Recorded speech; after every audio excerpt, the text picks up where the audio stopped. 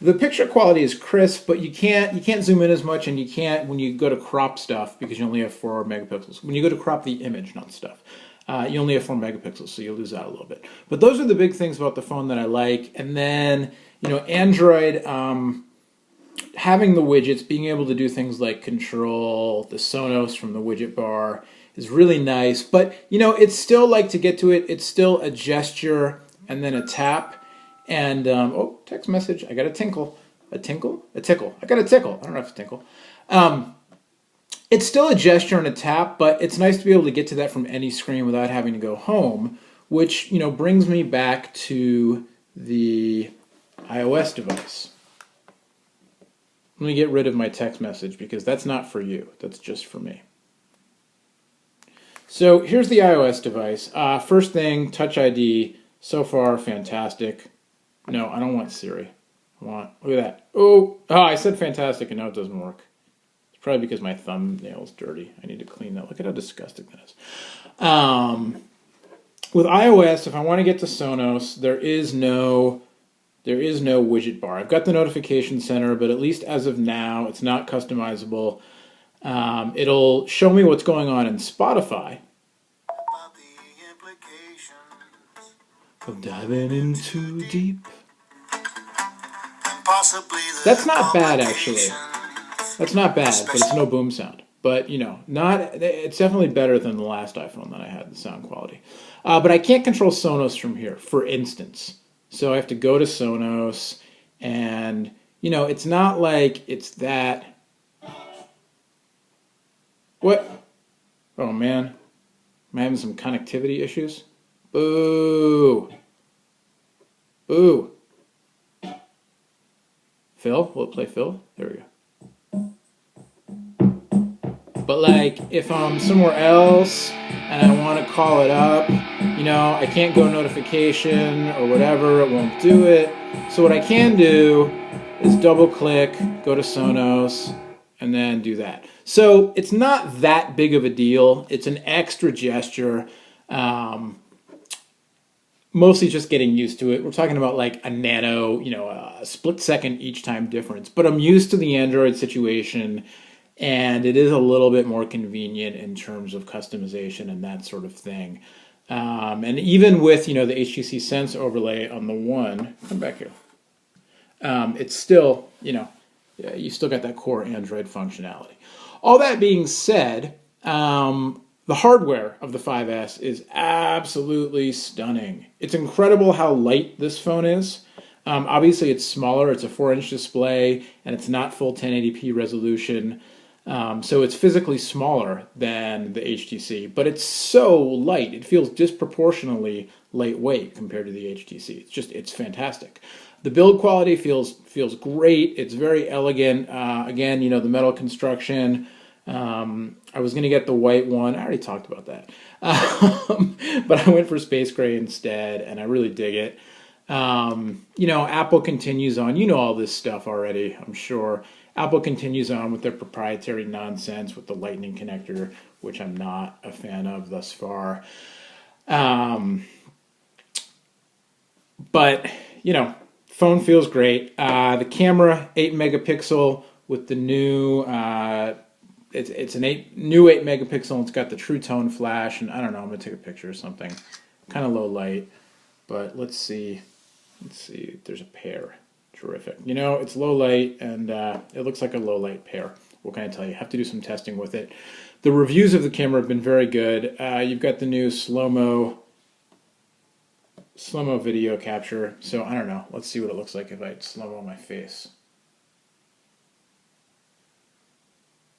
Is it running? Oh, hello, hello, hello, hello. So.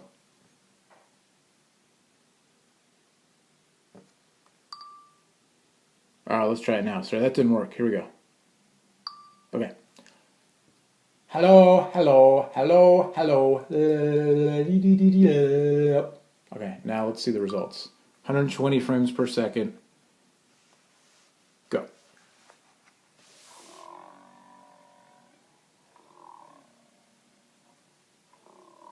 I mean, if that is not The marvels of modern technology. I don't know what else is. That's disgusting. If I had known it was going to come out looking like that, oh man, that is just gross. Okay, now let's see. Yeah. Um, iOS 7, lots has been said, lots of virtual ink has been spilled regarding iOS 7. Wow, this video is going to look really bad. I got to find that AC adapter.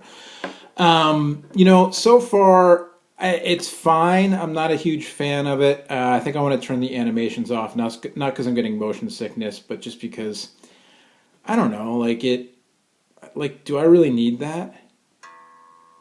This is nice, though. Spotify is a little bit nicer than it is on Android. I love that song. It's such a good song. I don't like that zoom in and out thing, but whatever. It works fine. I can turn the animations off. The phone's very, very fast. So far in my using it, it's been very fast. Here's my little website that I have going on here. It's called Future Smarter.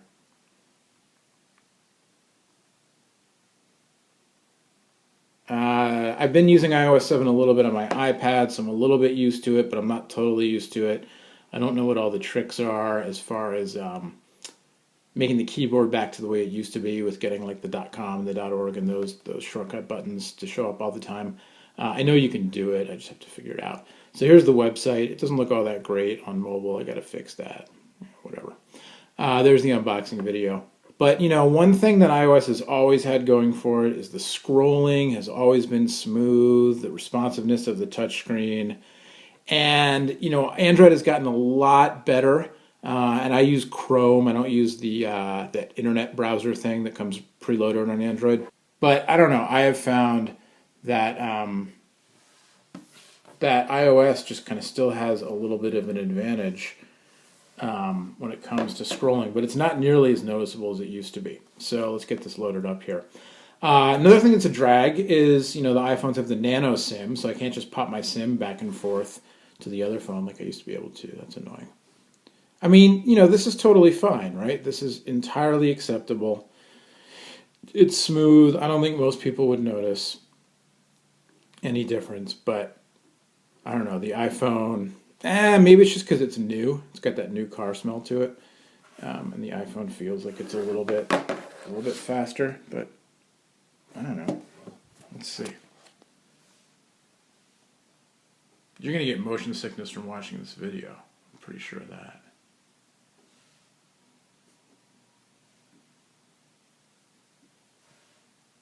Yeah, pretty similar.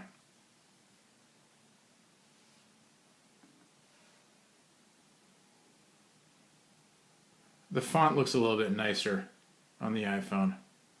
I've noticed that, like the fonts and like Pulse. I use the Pulse app for reading my RSS feeds and stuff. Let's look at that. And then I'll probably stop this video because how long do you really want me to make you nauseous for? Is my question.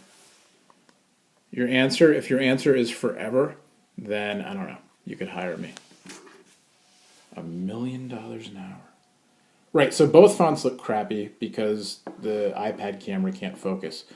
But if we go to this same article from Daring Fireball, like the font Pulse on iOS 7, yeah, you can't tell in this video, it looks terrible.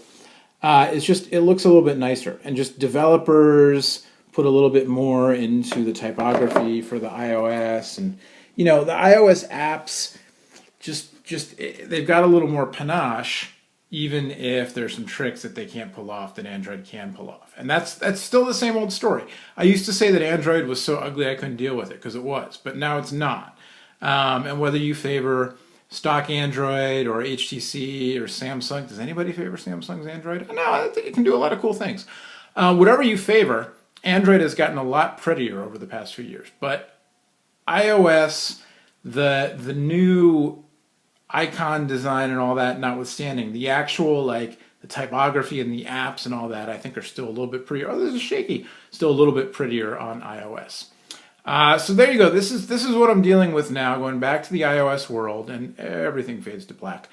Moving from the HTC One, which I still think is a fantastic phone. I personally think it's the best Android phone out there. Although, if I had to recommend one Android phone to a brand new smartphone user, I'd probably go Moto X, and I'll explain why in another video. But HTC One, my favorite Android phone out there. The iPhone 5S, I didn't really think I cared that much until I finally bought one. And, you know, I've been using it for less than 24 hours, and it's a fine piece of machinery. What a world we live in. Next time, my name is Noah. This is a really old cell phone. Oh, and there I am again, breaking the space-time continuum. And that is my new oven. It's actually an old oven, but new to me. We'll see you next time. Tell your friends to subscribe. Tell people you don't like to subscribe. Tell people you don't know. Say, hey, do you use YouTube? Subscribe to Krabby Krav. You don't ever have to watch it, but the more subscribers he has, the more advertising revenue he can earn, and the more videos he can afford to make. See? Everybody wins.